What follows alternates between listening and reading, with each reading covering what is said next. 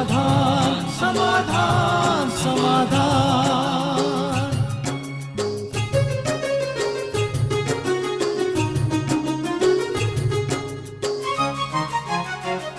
समस्या से उभरना अगर चाहे इंसान, स्वयं के संग सर्व का वो दिल से करे सम्मान। कहता है ये समाधान समाधान समाधान। समस्या से उभरना अगर चाहे इंसान, स्वयं के संग सर्व का वो दिल से करे सम्मान। कहता है ये समाधान समाधान समाधान। समाधान समाधान समाधान।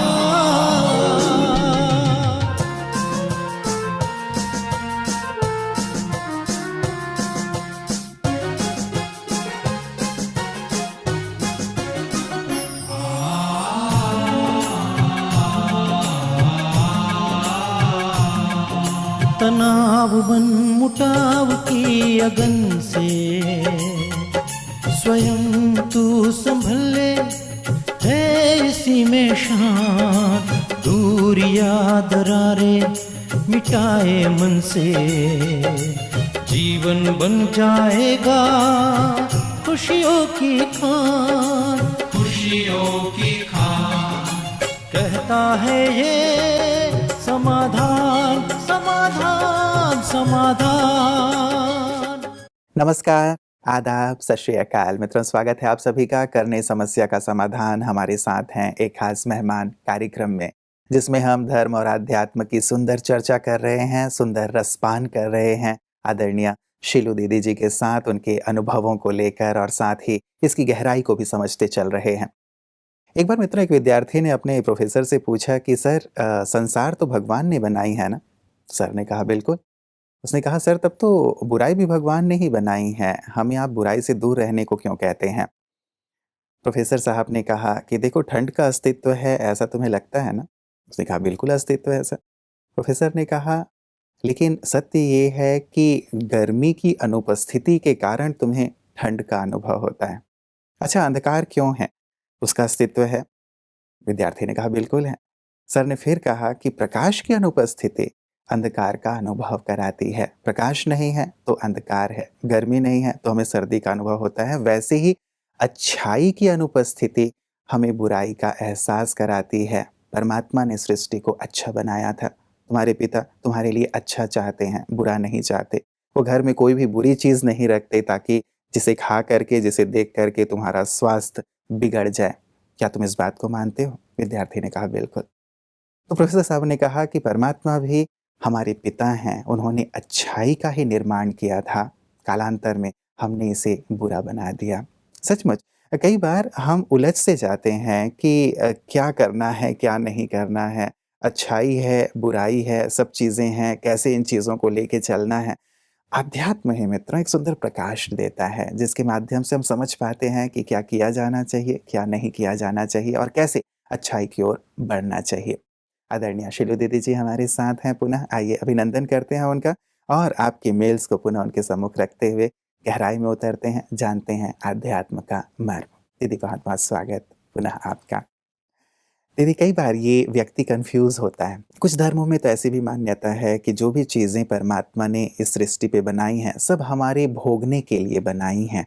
तो कहीं-कहीं व्यक्ति और व्यक्ति की समझ या हम सब भी कंफ्यूज हो जाते हैं कि सचमुच सत्य क्या है, असत्य क्या है, किया क्या जाए, क्या ना किया जाए। इस उलझन से कैसे बाहर निकलें? कुछ भी अगर मेरे सामने है, मेरे सामने अवश्य उसके साथ-साथ एक चॉइस भी है हुँ। कि कैसे उनको उनके साथ हम व्यवहार करें या उनको हम कैसे निपटें। तो इसलिए हर वक़्त एक चॉइस है। ये नहीं है कि एक ही तरीका है, जी। कई तरीके हो सकते हैं। तो ये हमारी निर्णय शक्ति पर निर्भर है कि हम उसको कैसे निपटते हैं। तो अगर हमारी निर्णय शक्ति श्रेष्ठ है, ऊँची है, तो हम उससे सही वो ऑप्शन लेकर के उससे हम कार्य करेंगे। इसीलिए बातें तो बहुत है संसार में, क्या नहीं है, कोई कमी नहीं है। आप एक दुकान में जाइए, कितनी चीज़ें हैं, पर हर एक चीज़ तो हमारे काम की नहीं है। तो जो हमारे काम की है वही हम लेंगे। तो दुनिया में वैरायटी है, लोग वैरायटी है, चीज़ें वैरायटी है, पर मेरे मतलब की चीज़ क्या है वही मुझे लेनी है। बस ये अगर समझ में आ जाए तो हम अपना समय, श्वास, संकल्प शक्ति बहुत जो वेस्ट हो रहा है उसको हम खत्म कर सकते हैं और सफल कर सकते कई हैं। बार ये मेरे मतलब की चीज़ क्या है उसमें भी मुझे कन्फ्यूज़न रहता है कि भई सब चीज़ लोग ये खा रहे हैं। मान लीजिए मैं नॉन-वेज की ही बात करता हूँ। सब लोग खा रहे हैं तो ठीक है, मैंने भी वो खा लिया, मैंने भी वो चीज़ ले ली। लोग ड्रिंक कर रहे हैं, मैंने भी कहा कि अरे इतने सारे लोग कर रहे हैं, मेरे दादा-परदादा भी तो लिया करते थे, मैं भी करता हूँ। तो यहाँ जो मेरी मतलब की चीज़ क्या है और कौन-सी नहीं है, मुझे क्या लेना चाहिए, क्या नहीं लेना चाहिए, वहाँ एक कन्फ्यूज़न वाली स्थिति रहती है। इसमें हम फिर बताते हैं कि आपके जीवन का असूल क्या है, लक्ष्य क्या है। हुँ, अगर जीवन का लक्ष्य आध्यात्मिक है तो फिर हम ये देखेंगे कि हमारा भोजन सात्विक हो, तामसिक न हो, परंतु जीवन ही का लक्ष्य आध्यात्मिक नहीं है। हुँ, खाओ पियो मौज करो, यही अगर जीवन का लक्ष्य है तो हम उसी अनुसार करेंगे, जो आया खा लिया। हुँ, पर जहाँ आध्यात्मिक लक्ष्य है तो हमेशा अन्न का मन पर प्रभाव पड़ता है, ये हम जानते हैं। और मन पर अन्न का प्रभाव पड़ेगा तो मैं बहुत ध्यान रखूंगी कौन सा अन्न खा रही हूँ। हुँ, हुँ, हुँ। और कई बार शरीर के लिए भी क्या उपयुक्त है, क्या अच्छा है, क्या बुरा है, ये भी अगर पूरी समझ हो तो हम बहुत ध्यान से लेंगे। जी, ये जी। नहीं कि जो है सब कुछ भोग के लिए है, हुँ, हुँ, ये हुँ, तो हुँ। बात नहीं है। एक मान्यता की बात मैंने आपसे कही दीदी कि कहीं कई कुछ लोगों की ये मान्यता है, कुछ धर्मों में भी ये मान्यता है कि जो भी इस सृष्टि पे है, सब भगवान ने तुम्हारे भोगने के लिए बनाई हैं, चाहे वो जीव-जंतु ही क्यों ना हों, तो उन्हें भी आप काट के खा सकते हैं। नहीं, अध्यात्म इसको नहीं मानता, वास्तव में नहीं मानता, हुँ, क्योंकि अध्यात्म यही कहता अहिंसा परमो धर्म। तो अहिंसा परमो धर्म माना अगर हम किसी जिस जानवर को मार कर काट कर खाते हैं, ये तो बहुत बड़ी हिंसा है, क्योंकि उसमें भी आत्मा है, उसमें भी जीवन है। वो भी यही चाहता है कि वो जिए, जिंदा रहे। हुँ, मनुष्य भी यही चाहता हम जिंदा रहे, को मरना तो कोई भी नहीं चाहता है। इसीलिए जियो और जीने दो। हम तो इससे भी एक अलग सोचते हैं, जीने दो और फिर जियो। हुँ, यानी कि जियो और जीने दो, ये भी जी। एक स्वार्थ हो जाएगा। पर जीने दो और फिर जियो, हुँ, उनको जीने दो, वो जिए, पर इसके साथ हम जिए। हुँ, ये हुँ। नहीं कि हम जिए और फिर वो उनको जीने दो। जी, जी। तो ये जब हमारी निस्वार्थ भावना हो जाती है, सबके प्रति प्यार प्रेम होता है, तो जैसा हम कर्म करेंगे वैसा ही हमें फल मिलेगा। हुँ, हुँ, तो हुँ, ये जानवर, जीव जंतु ये कोई मनुष्य का भोजन नहीं है। हुँ, ये ठीक है, प्रकृति के अंदर ये एक रचना है और इनका आपस में ही है। हुँ, हुँ, एक जंतु दूसरे जंतु को खाता है, तीसरा जंतु चौथे को खाता है, ये उनका भोजन है, मनुष्य का भोजन नहीं है। हुँ, हुँ, हुँ, मनुष्य का भोजन तो सात्विक है। हमारे दांत कोई पशु को या उनके मांस को खाने के लिए नहीं है, हुँ, हमारा हुँ। पेट उसके लिए नहीं है। जी, जी। विज्ञान भी इस चीज़ को हाँ, स्वीकार करता है। इसीलिए हम ये मानते हैं कि अगर ये पूरा ज्ञान आ जाए तो हुँ, हमारे सामने हर वक्त ऑप्शन है और हम मन को भी अपने वश में जब रखते हैं तो ऑटोमेटिकली अन्न भी जो हमारे शरीर के लिए अनुकूल है वही लेते हैं। कई लोग ये कहते हैं दीदी कि ये तो हमारे पुरखों से ही चला आ रहा है, हमारे बाप-दादा उनसे भी पहले से ये परंपरागत रूप से चला आ रहा है। कई धर्मों में ऐसा है भी कि वो परंपरागत रूप से जानवरों को मारना, वो खाना चला आ रहा है। तो ये तो नहीं, चला ही आ रहा है तो उन्हें लगता है कि गलत हम नहीं है। नहीं मानते कि ये चला आ रहा है परंपरागत से समय से है, हुँ, क्योंकि हमारे पूर्वज तो देवी देवताएं हैं। ये भी विज्ञान ने कह दिया हमारे पूर्वज तो बंदर थे और ये या तो आदि मानव, वो तो पत्थरों से खेलता था। हम कहते नहीं, वास्तव में भारत भूमि तो बहुत ऊंची थी। भारत इतना श्रेष्ठ था, नर नारायण था, नारी लक्ष्मी थी। ये अगर हमारी समझ में आ जाए ना तो हम बहुत ध्यान रखेंगे हम क्या खा रहे हैं, क्या सोच रहे हैं, क्या कर रहे हैं, सब बातों का हम ध्यान रखेंगे। जी, जी, जी। लेकिन ये तो शायद केवल ब्रह्मा कुमारीज़ की मान्यता हो सकती है। पूरा संसार तो यही मानता है कि हम हमारे जो पूर्वज थे वो बंदर थे, आदि मानव का युग था और विकास की ओर अब हम बढ़ रहे हैं, पहले तो बहुत पिछड़े हुए थे। अगर हम चारों ओर देखते हैं कि जिस प्रकार का अभी विज्ञान का सुख है या विज्ञान अपने चरमोत्कर्ष स्थिति तक पहुंचा है, वो पहले नहीं था। लेकिन मनुष्य ज़्यादा सुखी थे, ज़्यादा खुश थे, ज़्यादा संतुष्ट थे, आपस में प्यार प्रेम था। तो आज जो हम वैमनस्यता देखते हैं, मतलब जिस प्रकार से वो स्थिति है संसार की, वो पहले ऐसे नहीं थी। और ये भारत की तो बहुत महिमा है। दूध घी की नदियाँ बहती थी, जहाँ चिड़िया सोने की चिड़िया था भारत। तो वो जो हम गायन करते हैं उसको तो आज मनुष्य भूल गए। और चाहे अगर कोई कहते भी हैं कि पहले कोई आदि मानव या वो बंदर था या जो कुछ भी, उसकी कोई 100% एविडेंस भी नहीं है। ये तो एक हाइपोथेसिस है, ये कोई फाइनल तो कुछ भी नहीं है। परंतु डार्विन ने ऐसे समझ लिया, और फिर जब मिसिंग लिंक्स देखते हैं तो लगता है कि नहीं, ये तो हमारी थियरी गलत है। क्योंकि मानव तो सदा से मानव है। अगर ये इससे एवोल्यूशन इस प्रकार है तो मानव से और आगे क्या बनेंगे? तो वो ये कह मानव तो देते हैं कि सदा ये था ही। लाखों करोड़ों वर्षों की प्रक्रिया है। लाखों करोड़ों वर्ष की प्रक्रिया होती तो फिर तो आज तो पता नहीं कीड़े मकोड़ों जैसे मनुष्य हो जाते होते। लेकिन वो भी नहीं है, उसकी भी लिमिट है। ये सब जो कुछ है वो हम देखते हैं 5000 साल के अंदर ही सब कुछ हुआ है। और जो हमारे पास इतिहास है वो तो केवल 2500 साल तक का ही है, उसके पहले का तो पता ही नहीं है।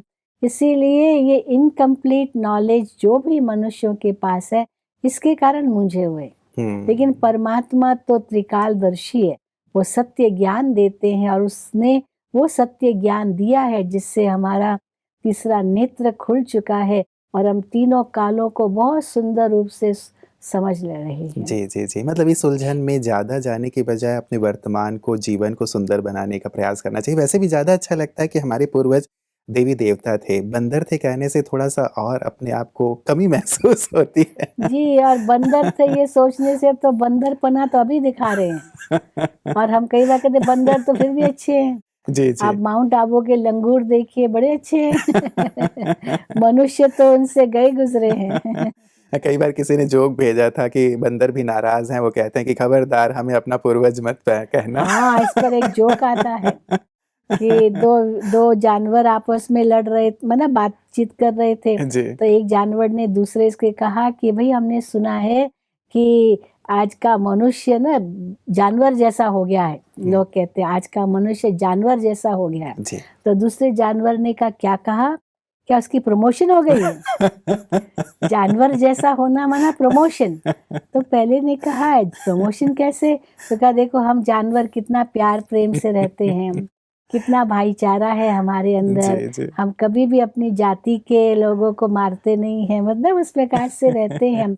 हमारे यहाँ कोई धर्म भेद, जाति भेद, भाषा भेद, रंग भेद, ये सब भेद है ही नहीं। और मनुष्य देखो कैसे लड़ रहे हैं इतने भेदों में आकर के, तो हम उनसे अच्छे हैं। जी, जी। तो ये कहो कि आज का मनुष्य जानवर जैसा नहीं, लेकिन मानव दानव बन गया, ये कहना गलत नहीं होगा। जी, चलिए सचमुच चिंतन का विषय है कि कैसे हम फिर से मनुष्यत्व और देवत्व की ओर बढ़ें। एक चीज़ दे दी फिर मैं मेल की ओर आऊँगा।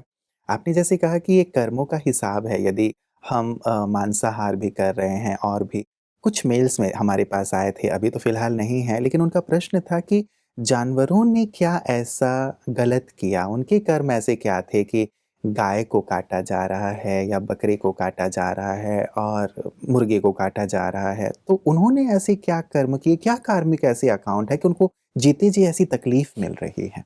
नहीं, ये उन्हों के कर्मों का हिसाब किताब नहीं है, क्योंकि उनको बुद्धि नहीं है। जी। देखिए जिनको बुद्धि होती है ना, जिनको समझ होती है ना, उनके लिए कर्मों का हिसाब किताब कहेंगे। जी। आज मान लीजिए अगर कोई व्यक्ति किसकी हत्या करता है और वो व्यक्ति, हत्या तो की उसने, परंतु उसका वकील सिद्ध कर लेता है कि ये जो व्यक्ति जिसने हत्या की ये पागल है।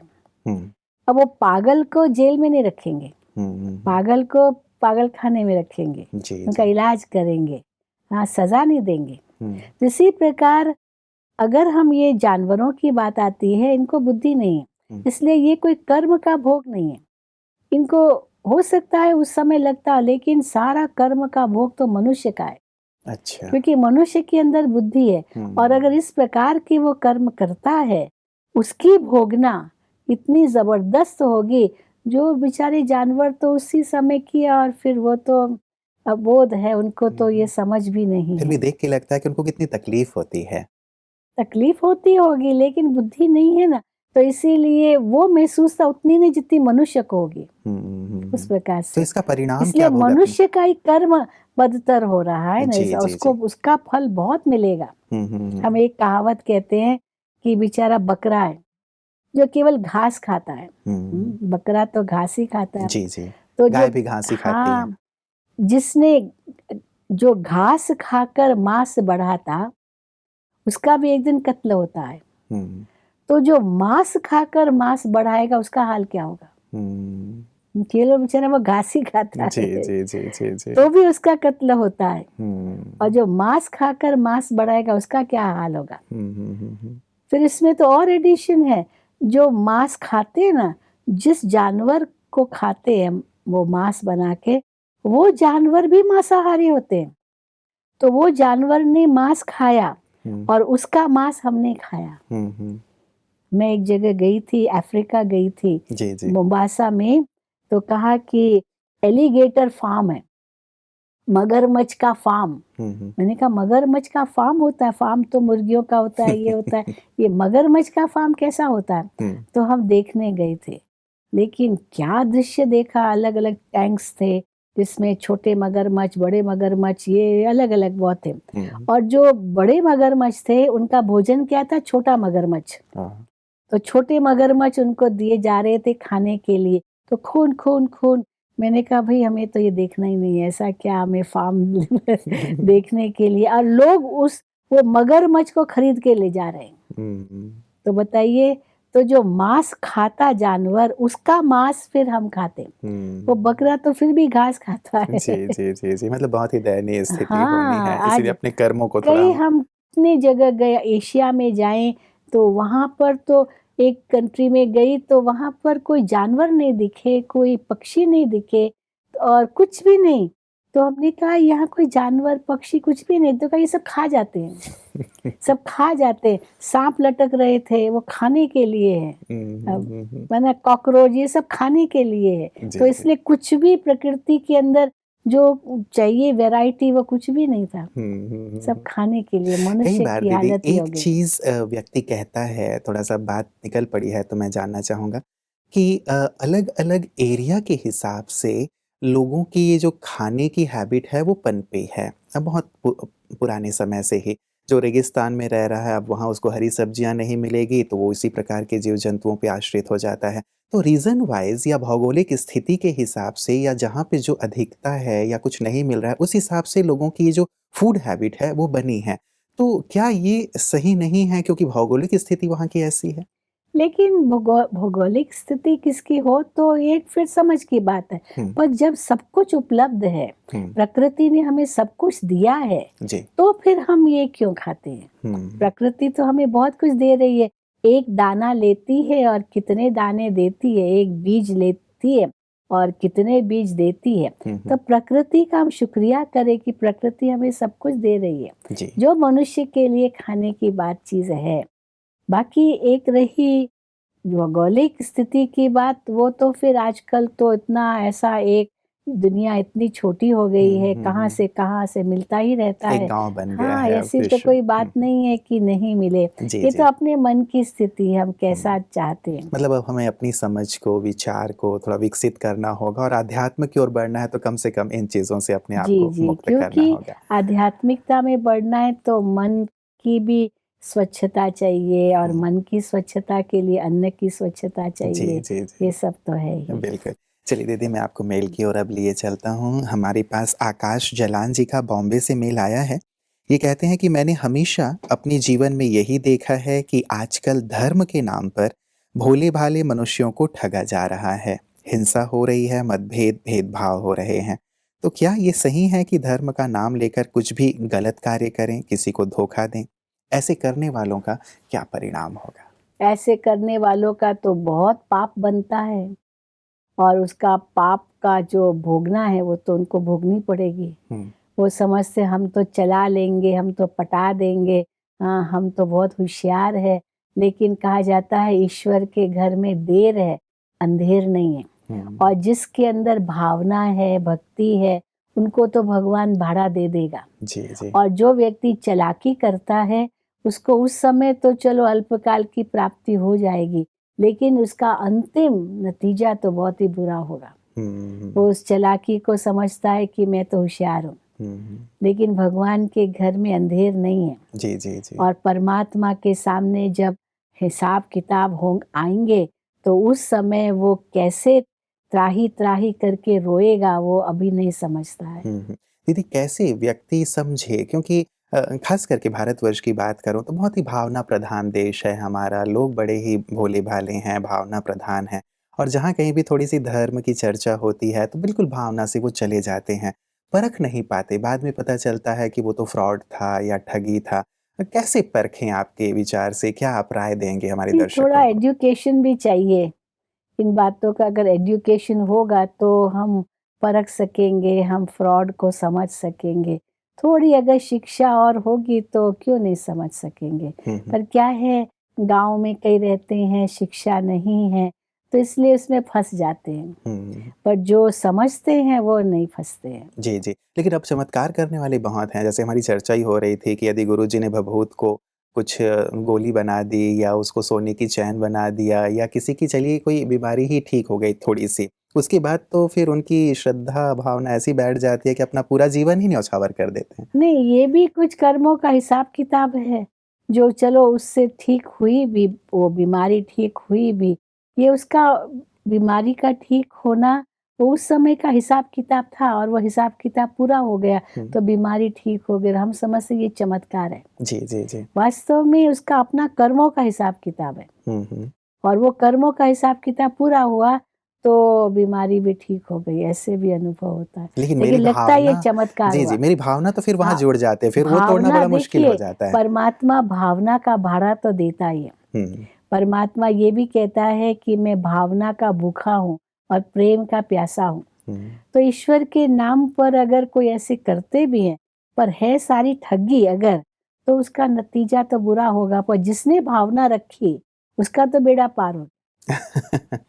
जी, जी, लेकिन उलझे ना रहें, कई बार ऐसा मन में आता है, अब जब ये देखते हैं कि गुरुजी अब जेल पहुँच गए हैं, तो फिर उन बेचारों की तो तो हालत क्या बड़ी है, दुखद हो जाती है। अति का अंत आता है ना। हुँ, तो अगर वो बचकर चलता रहा, चाहे कितने भी कुकर्म किए तो भी बचकर चलता रहा, ये उसके कुछ अच्छे कर्मों का जो संचित रूप था हुँ, उसका वो फल पा रहा था। जी, जी। पर वो जो अच्छे कर्म जो संचित थे वो समाप्त हो गए तो फिर तो पोल खुलेंगे ही नहीं। बिल्कुल, बिल्कुल। कई बार ये भी देखने में आता है कि जो बुरे कर्म कर रहे हैं वो तो बड़े सुखी हैं, लेकिन बेचारा जो अच्छा काम करता है उसके मार्ग में बहुत बाधाएँ आती हैं। नहीं, ये भी गलत सोच है कि कोई कहे कि जो बुरे कर्म करते वो सुखी है।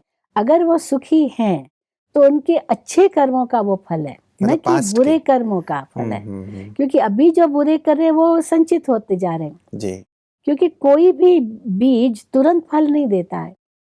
अब ये जो कर्मों की गुह्य गति है, अगर अच्छा सुख पा भी रहे हैं, हुँ, ये पूर्व का कुछ अच्छा कर्म है जिसका सुख पा रहे हैं। हुँ, हुँ। पर अभी जो बुरा कर रहे हैं वो संचित होता जा रहा है जी। और वो अपना फल जब दिखाएगा फिर हुँ। तो तब तो कोई भी बचा नहीं जेल ही सकेगा। जाना पड़ेगा। चलिए, बिल्कुल, बहुत-बहुत बिल्कुल। शुक्रिया दीदी, आपने बहुत सुंदर ढंग से स्पष्ट किया है। सचमुच ये परतें हटती जा रही हैं, अज्ञानता के कह लें या कई प्रकार मन में बहुत सारी जिज्ञासा के भाव होते हैं, जैसे हमारे दर्शक प्रश्न भेजते रहते हैं।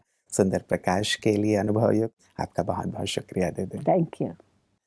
मित्रों, कई बार हम बिल्कुल दुखी हो जाते हैं या निराश हो जाते हैं जब धर्म के क्षेत्र पे जो अच्छे-अच्छे कार्य करने वाले लोग भी जब ऐसे पाए जाते हैं कि उन्होंने कुछ गलत किया, निराशा हाथ लगती है। और सचमुच जहाँ श्रद्धा की बात होती है, आस्था की बात होती है, तो निराश होना लाज़मी है।